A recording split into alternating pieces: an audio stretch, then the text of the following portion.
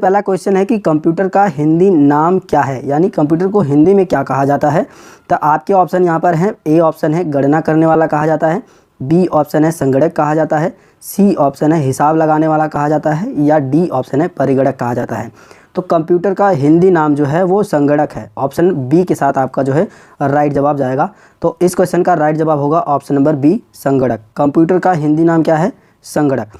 बात करते हैं अगले क्वेश्चन की। तो अगला क्वेश्चन है कंप्यूटर साक्षरता दिवस कब मनाया जाता है? क्या 5 दिसंबर को मनाया जाता है, क्या 2 दिसंबर को मनाया जाता है, कि 3 दिसंबर को मनाया जाता है, या फिर जो है 14 दिसंबर को मनाया जाता है? तो कंप्यूटर साक्षरता दिवस जो है 2 दिसंबर को मनाया जाता है, ये आपको ध्यान देना है। इसका जो राइट जवाब होगा वो ऑप्शन नंबर बी के साथ जाएगा। दोस्तों ये जो हम लोग 30 क्वेश्चन की प्रैक्टिस लगाने वाले हैं, इस 30 क्वेश्चन में से आपको कितने के आंसर पता थे आपको नीचे कमेंट करके ज़रूर बताना है। यानी 30 में से आपने कितने क्वेश्चन के आंसर सही दिए हैं ये आपको नीचे कमेंट करके ज़रूर बताना है।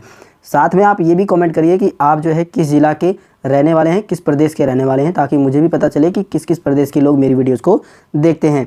बात करते हैं अगले क्वेश्चन की। तो अगला क्वेश्चन कह रहा है कि निम्न में से इनपुट इकाई है, यानी इस क्वेश्चन का कहना है कि इनपुट डिवाइस इसमें से आपको बताना है कि कौन है। क्या माउस इनपुट इकाई है, कि कीबोर्ड है, कि स्कैनर है, या फिर ये सभी है? तो इसका जो राइट जवाब होगा वो ऑप्शन नंबर डी के साथ जाएगा, क्योंकि माउस भी एक इनपुट इकाई है, कीबोर्ड भी एक इनपुट इकाई है और स्कैनर भी एक इनपुट इकाई है। इसलिए जो है इसका राइट जवाब होगा वो ऑप्शन नंबर डी के साथ जाएगा। बात करते हैं अगले क्वेश्चन की। तो अगला क्वेश्चन कह रहा है कि 1 गीगाबाइट में जो है कितने बाइट के बराबर होता है, यानी 1 GB कितने बाइट के बराबर होता है ये आपको बताना है। क्या 1024 KB बराबर 1 GB होता है, कि 1024 MB बराबर 1 GB होता है, कि 1024 TB बराबर 1 GB होता है, या फिर डी ऑप्शन कह रहा है कि 1024 GB बराबर ही GB होता है? इसका जो राइट जवाब होगा वो ऑप्शन नंबर बी के साथ जाएगा। 1024 MB बराबर 1 GB होता है। ठीक है, बात करते हैं अगले क्वेश्चन की। तो अगला क्वेश्चन कह रहा है कि कंप्यूटरों में प्रयुक्त IC चिप बनते हैं, यानी कि कंप्यूटर में जो IC चिप का उपयोग किया जाता है वह किससे बने होते हैं? क्या लोहे से बने होते हैं, या फिर आयरन से बने होते हैं, या फिर सिलिकॉन से, या सिल्वर से? इन चारों ऑप्शन में से जो आपका सही ऑप्शन होगा वो ऑप्शन नंबर सी होगा। कंप्यूटर में जो IC चिप बनते हैं वो सिलिकॉन से बने होते हैं। ठीक है, बात करते हैं अगले क्वेश्चन की। तो अगला क्वेश्चन कह रहा है कि HTTP का पूर्ण रूप है, यानी HTTP का फुल फॉर्म आपको बताना है। क्या ऑप्शन ए है HTTP का फुल फॉर्म, क्या ऑप्शन बी है, क्या ऑप्शन सी है, या ऑप्शन डी है? इन चारों ऑप्शन को आप ध्यान से देख लीजिए, इसी में से आपको एक राइट जवाब देना है। तो इसका जो राइट जवाब होगा वो ऑप्शन नंबर डी के साथ जाएगा, हाइपर टेक्स्ट ट्रांसफ़र प्रोटोकॉल। यानी HTTP का पूर्ण रूप यानी फुल फॉर्म जो है हाइपर टेक्स्ट ट्रांसफ़र प्रोटोकॉल है। नेक्स्ट वन क्वेश्चन की बात करें तो CPU के ALU में होते हैं, यानी CPU के ALU में क्या होते हैं? क्या तार होता है, कि रैम स्पेस होता है, कि रजिस्टर होते हैं, या फिर इनमें से कोई नहीं? तो CPU के ALU में जो है रजिस्टर होते हैं। इसका जो राइट जवाब जाएगा वो ऑप्शन नंबर सी के साथ जाएगा। बात करते हैं अगले क्वेश्चन की। तो अगला क्वेश्चन है कि लिनक्स क्या है? लिनक्स आपको बताना है कि लिनक्स आखिर है क्या। क्या लिनक्स एक एप्लीकेशन सॉफ्टवेयर है, कि वर्ड प्रोसेसर है, कि सिस्टम सॉफ्टवेयर है, या फिर इनमें से कोई नहीं है? तो लिनक्स एक जो है सिस्टम सॉफ्टवेयर है, जो कि बहुत समय पहले बहुत ही ज़्यादा प्रचलित था। अभी के टाइम में जो है विंडोज़ प्रचलित हो चुका है। तो लिनक्स क्या है? एक सिस्टम सॉफ्टवेयर है। इसका जो राइट जवाब जाएगा वो ऑप्शन नंबर सी के साथ जाएगा। बात करते हैं अगले क्वेश्चन की। तो अगला क्वेश्चन है इनमें से कौन सा ऑपरेटिंग सिस्टम नहीं है? याद आपको ये रखना है कि नहीं पूछा है, कि इनमें से आपको ऑपरेटिंग सिस्टम नहीं है उसको बताना है। क्या विंडोज़ ऑपरेटिंग सिस्टम नहीं है, कि डॉस ऑपरेटिंग सिस्टम नहीं है, कि MUS ऑपरेटिंग सिस्टम नहीं है, कि लिनक्स? तो मैं आपको बता दूं कि इनमें से जो है विंडोज़ भी ऑपरेटिंग सिस्टम है, डॉस भी है और लिनक्स भी है, जबकि MUS कोई ऑपरेटिंग सिस्टम नहीं है। तो इसका जो राइट जवाब होगा वो ऑप्शन नंबर सी के साथ जाएगा। बात करते हैं अगले क्वेश्चन की। तो अगला क्वेश्चन कह रहा है कि विंडोज़ के साथ R बटन से क्या होता है, यानी विंडोज़ बटन दबाने के बाद R बटन आप दबाओगे तो कंप्यूटर में क्या होता है? क्या फाइल को रीनेम करते हैं हम लोग? नहीं। क्या ओपन फोल्डर होता है? तो बिल्कुल भी नहीं।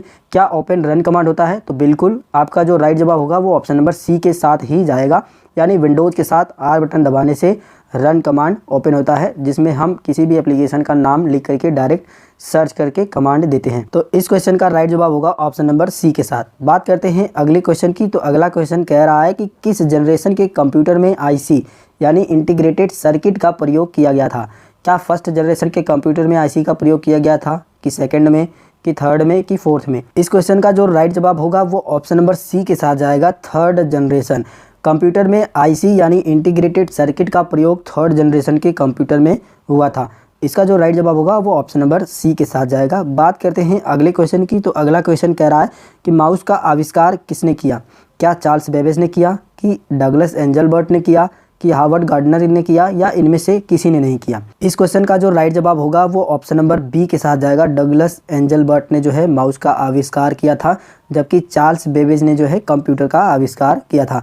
बात करते हैं अगले क्वेश्चन की। तो अगला क्वेश्चन कह रहा है कि कंप्यूटर में माउस का इस्तेमाल किया जाता है, किस काम के लिए किया जाता है? क्या ड्रैगिंग करने के लिए किया जाता है, कि सेलेक्टिंग ऑप्शन यानी किसी भी चीज़ को सेलेक्ट करने के लिए किया जाता है, कि क्रिएटिंग लाइन यानी लाइन को क्रिएट करने के लिए किया जाता है, या फिर इनमें से सभी? तो इसका जो राइट जवाब होगा वो आपको नीचे कमेंट बॉक्स में बताना है। तो माउस का इस्तेमाल जो है तीनों कामों के लिए किया जाता है, इसके लिए भी, इसके लिए भी और इसके लिए भी।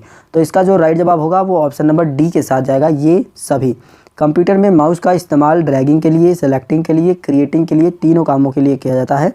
अब बात करते हैं अगले क्वेश्चन की। तो अगला क्वेश्चन है कि कीबोर्ड का आविष्कार किसने किया था, यानी कीबोर्ड का आविष्कारक कौन है? डेनिस रिचे हैं, या डगलस एंजलबर्ट हैं, या फिर क्रिस्टोफर लैथम सोल्से हैं, या फिर चार्ल्स वेबेज है? इसमें से जो है आपको राइट जवाब देना है। तो कीबोर्ड का आविष्कार जो है क्रिस्टोफर लैथम सोल्स ने किया था। तो इस क्वेश्चन का जो राइट जवाब जाएगा वो ऑप्शन नंबर सी के साथ जाएगा, क्रिस्टोफर लैथम सोल्स। बात करते हैं अगले क्वेश्चन की। तो अगला क्वेश्चन कह रहा है कि निम्नलिखित में से सबसे लोकप्रिय यानी पॉपुलर कीबोर्ड कौन सा है? क्या क्वेटी कीबोर्ड है, या मल्टीमीडिया, या फिर जो है मैकेनिकल कीबोर्ड, या फिर यूएसबी कीबोर्ड? तो निम्नलिखित में से आपको बताना है, यानी इन्हीं चारों में से आपको बताना है कि सबसे लोकप्रिय यानी पॉपुलर कीबोर्ड कौन सा है। तो इन चारों में से जो राइट जवाब होगा वो ऑप्शन नंबर ए के साथ जाएगा, क्वेटी कीबोर्ड सबसे लोकप्रिय यानी पॉपुलर कीबोर्ड है। बात करते हैं अगले क्वेश्चन की। तो अगला क्वेश्चन जो है पूछ रहा है कि एडवेक का पूर्ण रूप क्या है, यानी एडवेक का फुल फॉर्म आपको बताना है। ऑप्शन नंबर ए है, या ऑप्शन नंबर बी है, या ऑप्शन नंबर सी है, या ऑप्शन नंबर डी है? तो मैं आपको बता दूं इसका जो राइट जवाब होगा वो ऑप्शन नंबर डी के साथ जाएगा, electronic discrete variable automatic computer. यही इसका जो है एडवेक का पूर्ण रूप यानी फुल फॉर्म है। बात करते हैं अगले क्वेश्चन की। तो अगला क्वेश्चन कह रहा है कि निम्न में से कंप्यूटर में काम करने के लिए सबसे ज़रूरी है। इसमें से आपको बताना है कि कंप्यूटर में काम करने के लिए सबसे ज़रूरी बताइए क्या है? क्या प्रिंटर सबसे ज़रूरी है, या कंपाइलर सबसे ज़रूरी है, या फिर जो है सिस्टम ऑपरेटिंग सिस्टम सबसे ज़रूरी है, या फिर ऑप्शन नंबर डी इनमें से कोई नहीं? तो कंप्यूटर में काम करने के लिए इनमें से सबसे ज़रूरी है operating system. Option number C होगा इस क्वेश्चन का राइट जवाब, यानी कि कंप्यूटर में काम करने के लिए ऑपरेटिंग सिस्टम सबसे ज़रूरी है। बात करते हैं अगले क्वेश्चन की। तो अगला क्वेश्चन है कि कंप्यूटर के वो भाग जिन्हें हम छू सकते हैं उन्हें क्या कहेंगे? सॉफ्टवेयर कहेंगे, या फिर हार्डवेयर कहेंगे, या दोनों कहेंगे, या इनमें से कोई नहीं? तो कंप्यूटर के वो भाग जिन्हें हम लोग छू सकते हैं उसे जो है हार्डवेयर कहा जाता है, यानी जिन्हें हम लोग टच कर सकते हैं वो हार्डवेयर होते हैं। बात करते हैं अगले क्वेश्चन की। तो अगला क्वेश्चन कह रहा है कि इनमें से कौन इनपुट डिवाइस नहीं है? क्या मॉनिटर इनपुट डिवाइस नहीं है, कीबोर्ड नहीं है, या फिर स्कैनर नहीं है, या फिर माउस नहीं है? तो माउस भी एक इनपुट डिवाइस है, स्कैनर भी एक इनपुट डिवाइस है, कीबोर्ड भी एक इनपुट डिवाइस है, और यहाँ पर पूछा गया है कि इनपुट डिवाइस नहीं है, यानी इसका जो राइट जवाब होगा वो ऑप्शन नंबर ए के साथ जाएगा। मॉनिटर ही एक ऐसा इसमें से ऑप्शन है जो कि इनपुट डिवाइस नहीं है, मॉनिटर आउटपुट डिवाइस है। ठीक है, बात करते हैं अगले क्वेश्चन की। तो अगला क्वेश्चन है कि सीपीयू कंट्रोल करता है। सीपीयू किसको कंट्रोल करता है? क्या इनपुट को कंट्रोल करता है, क्या आउटपुट को कंट्रोल करता है, या कंट्रोल मेमोरी को कंट्रोल करता है, या फिर जो है इनपुट आउटपुट और प्रोसेसिंग सभी को कंट्रोल करता है? तो मैं आपको बता दूं इसका जो राइट जवाब होगा वो ऑप्शन नंबर डी के साथ जाएगा। सीपीयू जो है इनपुट आउटपुट और प्रोसेसिंग सभी को जो है कंट्रोल करता है। बात करते हैं अगले क्वेश्चन की। तो अगला क्वेश्चन है कि सीपीयू का पूरा नाम क्या है? आप में से 90% लोग ऐसे होंगे जिनको जो है इस क्वेश्चन का आंसर आ रहा होगा। तो बताइए सीपीयू का पूरा नाम क्या है, यानी सीपीयू का फुल फॉर्म आपको बताना है। क्या कंप्यूटर प्रोसेसिंग यूनिट है? ऑप्शन नंबर ए यही कह रहा है। ऑप्शन नंबर बी कह रहा है कि सेंट्रल प्रोटेक्शन यूनिट है, या फिर ऑप्शन नंबर सी कह रहा है कि सेंट्रल प्रोसेसिंग यूनिट है। ऑप्शन नंबर डी कह रहा है कि इनमें से कोई नहीं। तो सीपीयू का फुल फॉर्म होता है सेंट्रल प्रोसेसिंग यूनिट। कहाँ पर ये ऑप्शन है? ऑप्शन नंबर सी आपका जो है राइट जवाब होगा। सीपीयू का पूरा नाम सेंट्रल प्रोसेसिंग यूनिट है। बात करते हैं अगले क्वेश्चन की। तो अगला क्वेश्चन है, किसी भी कंप्यूटर का दिमाग होता है, यानी कोई भी कंप्यूटर हो उसका दिमाग क्या होता है? क्या मेमोरी दिमाग होता है उसका, कि सीपीयू होता है, कि कंट्रोल यूनिट होता है, या एएलयू होता है? इन चारों ऑप्शन में से जो सही ऑप्शन है वो है ऑप्शन नंबर बी। सीपीयू जो है कंप्यूटर का दिमाग होता है, चाहे वो कोई भी कंप्यूटर हो उसमें सीपीयू जो है कंप्यूटर का दिमाग होता है। बात करते हैं अगले क्वेश्चन की। तो अगला क्वेश्चन कह रहा है कि माइक्रो प्रोसेसर को किस पीढ़ी यानी किस जनरेशन में लाया गया था? माइक्रो प्रोसेसर की बात की जा रही है और आपको नीचे जनरेशन भी बताया गया है। ऑप्शन नंबर ए है सेकंड जनरेशन, बी है फर्स्ट, सी है थर्ड और डी है फोर्थ जनरेशन। ठीक है, तो माइक्रो प्रोसेसर को जो है फोर्थ जनरेशन में लाया गया था, यानी चौथी पीढ़ी में। तो चौथी पीढ़ी ऑप्शन नंबर डी में है, तो इसका जो राइट जवाब होगा वो ऑप्शन नंबर डी होगा, फोर्थ जनरेशन। बात करते हैं अगले क्वेश्चन की। तो अगला क्वेश्चन है कि इनमें से कौन सी मेमोरी को रीड और राइट मेमोरी भी कहा जाता है? क्या रोम को कहा जाता है, या रैम को कहा जाता है, या डीवीडी को कहा जाता है, या हार्ड डिस्क को कहा जाता है? तो रीड और राइट मेमोरी जो है रैम को कहा जाता है। इस क्वेश्चन का जो राइट जवाब होगा वो ऑप्शन नंबर बी के साथ जाएगा। बात करते हैं अगले क्वेश्चन की। तो अगला क्वेश्चन कह रहा है कि मुख्य मेमोरी को और किस नाम से जाना जाता है? यानी जो मेन मेमोरी होती है, मुख्य मेमोरी को इंग्लिश में मेन मेमोरी भी कहा जाता है, उसी की बात की जा रही है कि जो मेन मेमोरी है उसको अन्य किस नाम से जाना जाता है?